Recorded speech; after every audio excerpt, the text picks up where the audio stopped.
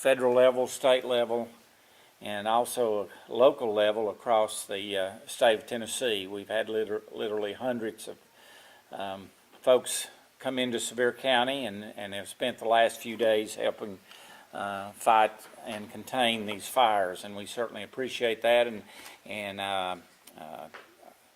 Arlene Teaster and I had an opportunity today to visit with a lot of the folks that are volunteering in our area, the folks staging area for firefighters, the folks that are feeding them at the Pigeon Forge High School, and thank them for the work they're doing. And what we told them earlier was that because of that work, I firmly believe that lives have been saved and property has been saved, and we can't say enough about that. And on behalf of the citizens of Sevier County, I want to thank everyone that's been involved in this effort.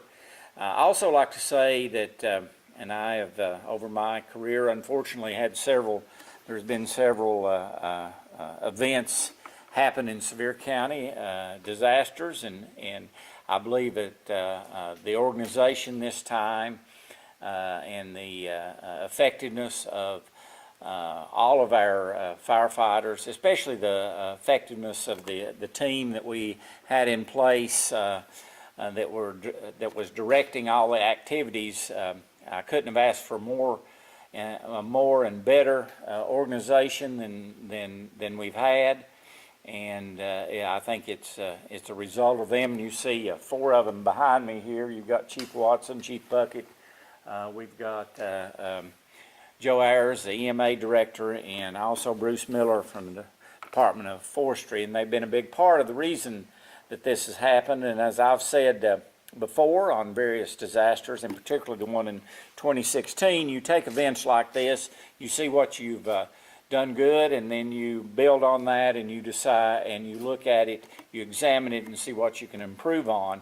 And we've done that on every one of them, and I think the activities of all of our folks here show that they know what they're doing, and they know how to organize, and they know how to be as effective as possible. So I want to thank them for that and say it's been on behalf of our citizens that it means a lot to our community for what they've done. So having said all that, we're going to get an update now on the status of the fires, and I'm going to recognize Bruce Miller of the Tennessee Department of Forestry to give us that update.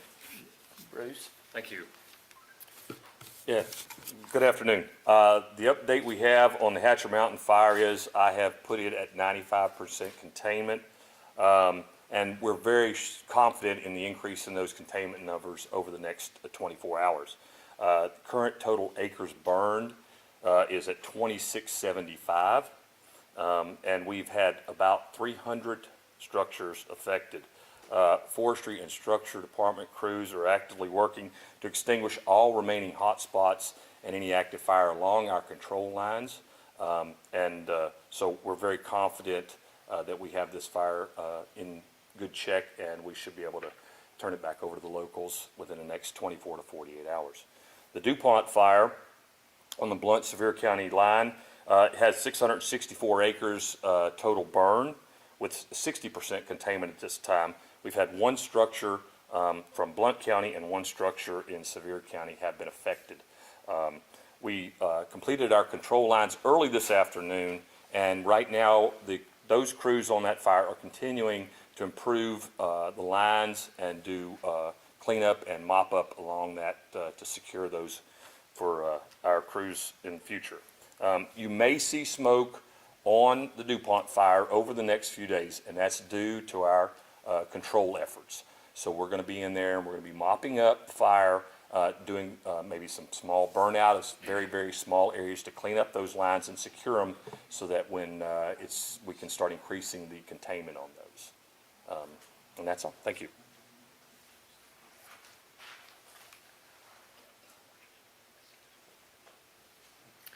Okay, thank you very much, Bruce. And again, I want to emphasize something that is very important, and I think is an answer to prayers and an answer to a lot of hard work, and that is that in spite of, as you've heard indicated over 300 structures being affected in this, and the 2,600 acres and then 600 and some acres in the DuPont area fire.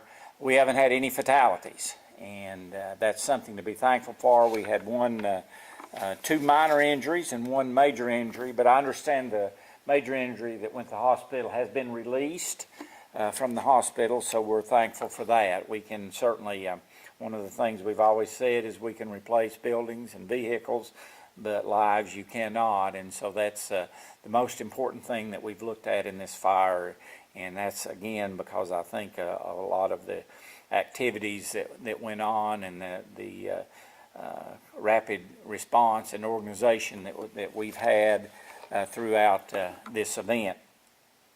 All of the evacuation notices have expired. However, there's still several roads that are closed. Those roads are, we're working to reopen them as soon as it is safe. There is a link to a list of updated road closures on the Sevier County Emergency Management Agency Facebook and Twitter feeds, and the Sevier County government Facebook, Twitter, and website, which is www.seviercountytn.gov. I can update you on the shelters.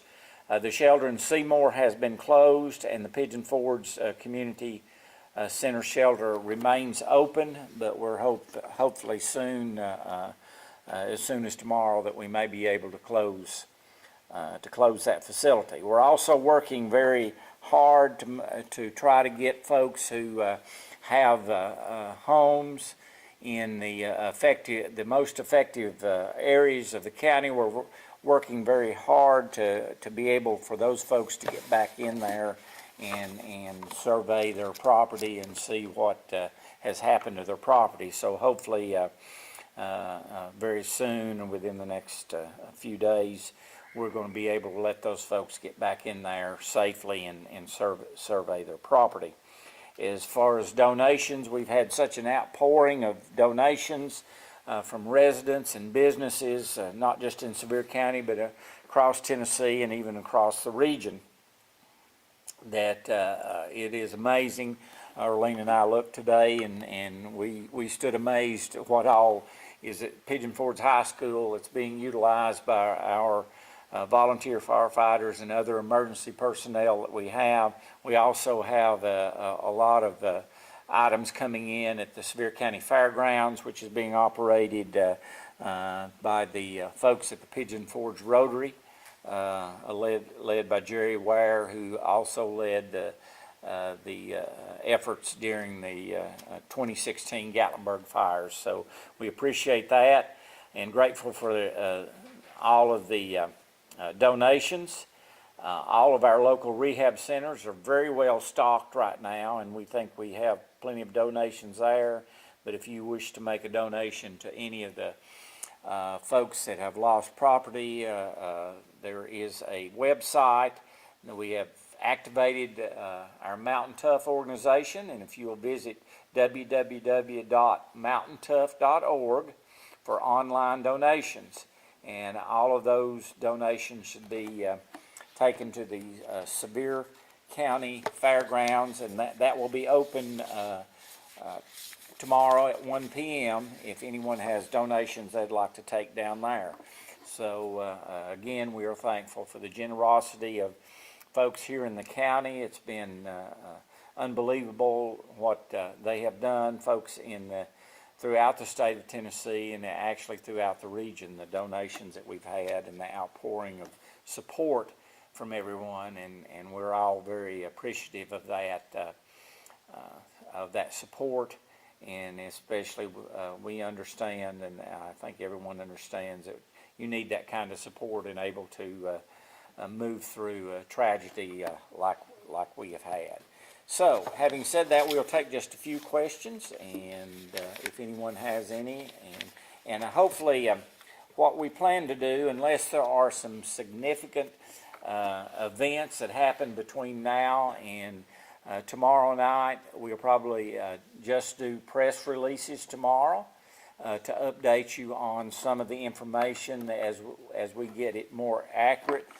We don't anticipate having a press conference, but we will keep you informed through press releases just to make sure that you have the most up-to-date information as we get that from folks in the field. So I will open the floor now for anybody that has any questions. Mayor, excuse me, I just got a text from the Red Cross. The Pigeon Forge shelter will be closing tomorrow at 2 p.m. And they will be communicating that and posting on all their social media and letting everyone know. So 2 o'clock tomorrow afternoon, the Pigeon Forge shelter will close. And the Seymour Heights Christian Church shelter is closed. It is closed now. It is closed. They don't have anyone at it. Okay, questions? You mentioned roads is on the 321. Do you know if there's going to be more closures on that road? We hope not, but they might want to address that. But I can tell you what's happened is I think we had a tree down earlier today and had to close it for a brief period, and we've had to close it because we've had some hot spots that they had to be taken care of. But unless something like that happens, the plan is to keep it open. Is that? Yes, sir. Due to the fact that the shoulders of the roads are narrow. Yeah, Sorry. go ahead. Due to the fact that the shoulders of the roads are narrow and there's not a lot of places for emergency crews to pull off, some of that area where the fire is burning down or had been burning down the hill toward the roadside, emergency crews were still accessing that intermittently. And then we opened it back up, and then later on, we had some tree issues and some rocks that had fallen off that hill that we was having to address. But the road remains open, but has a few intermittent, I wouldn't even say closures, but just some delays there for the traffic as they clean those up. This might be a question for Bruce, but Sure. just talking about in general, like affected structures, what does that exactly mean? You talk about 300 affected structures. Yes, that would be anything that we would deem was directly impacted by the fire. Okay, and it could be structures we saved or have minor damage or whatever. So we always include those, and then we go back and reevaluate later the extent of the damage to those. But we like to include anything in the burn area that could possibly be affected by the fire. And I think I saw earlier this week that the acreage burn was right around 3,600, now it's down to 2,600, I guess. Where did that difference come from? Okay, the difference is that when that was our initial assessment, now we've been able to go in and bring in lines closer to the fire's edge and had more accurate mapping of the actual fire's edge. But we always defer to the safety of the public, so we want to increase that so we have evacuation areas we know might be impacted. So when we do those projections, that's in the public interest and public safety. And that's one of the things, one of the numbers that we'll be providing for you as they come in more accurately is the affected structures and how many is destroyed and so forth. That's one of the numbers we hope to provide you as we'll be doing a press release tomorrow. Do you have any idea how many people actually lived in those areas? We don't.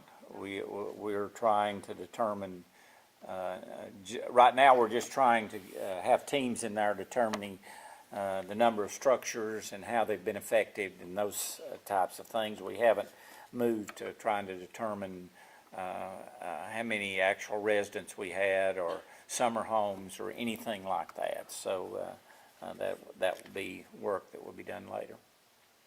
I know the insurance folks were at the state and they were at the. That's correct. Are they gonna be back again? My understanding is yes. Is that, you all know, I think the.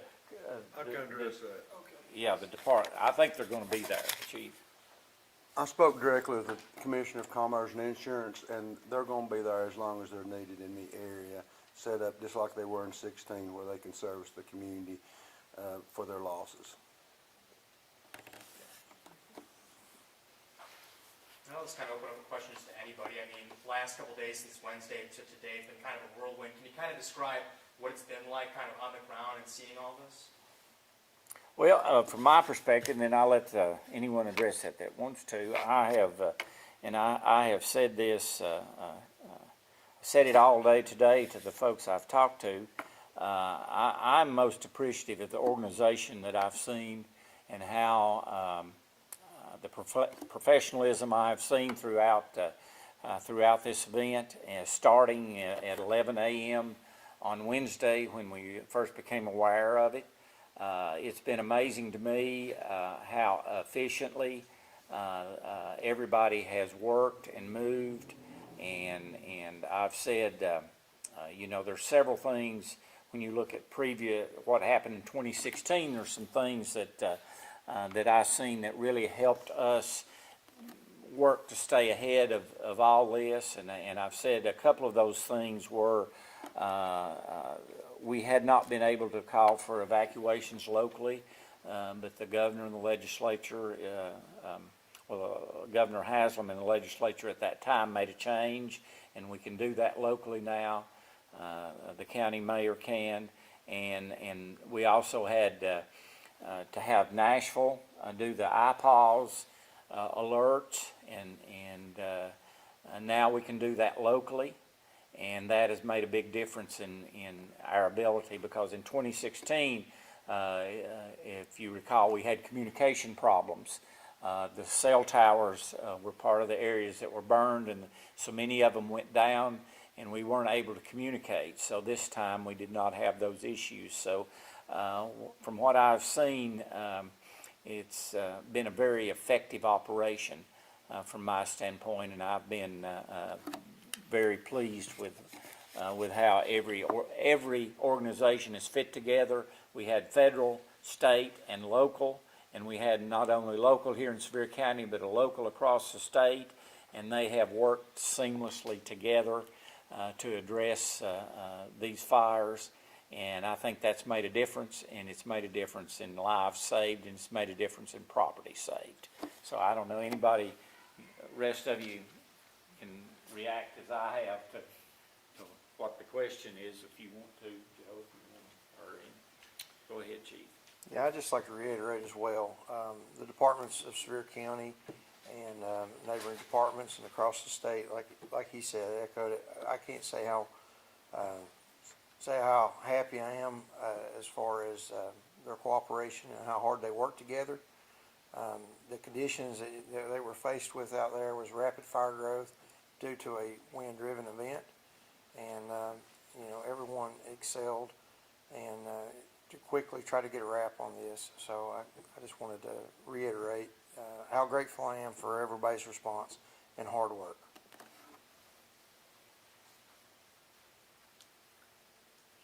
And you know, one of the things that if you were in the command center, you've seen this. It was an operation that we had.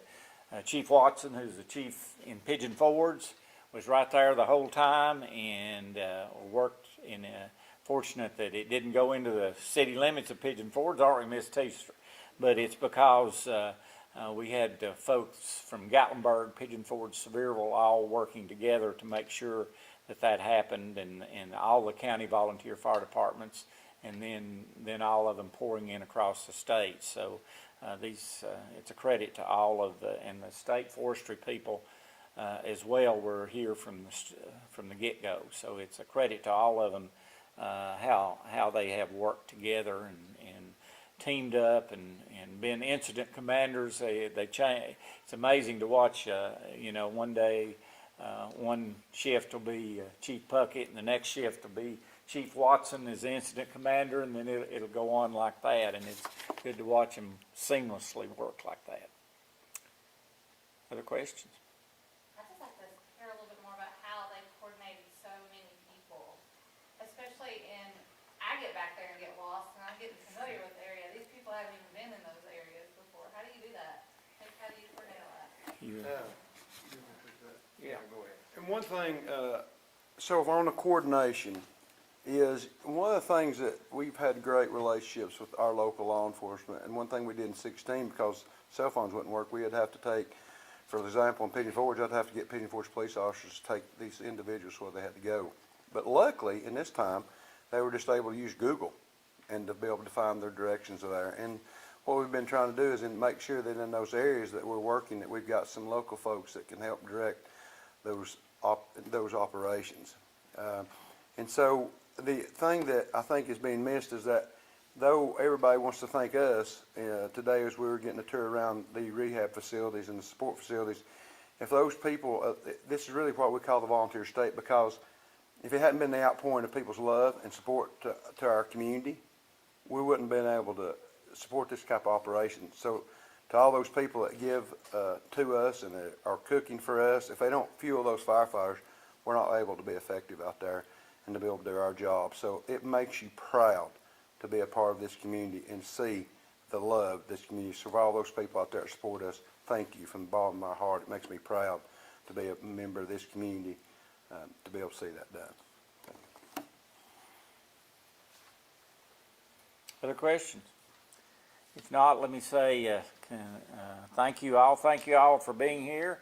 And the press is a vital part of keeping the public informed of what's going on. And you all have done a good job, I think, and continue to do. You've been very respectful, and we've tried to provide you as accurate information as we could. But we thank you for keeping the public informed and helping us to do that, because that's an important part of what makes anything successful. So thank you all for being here today.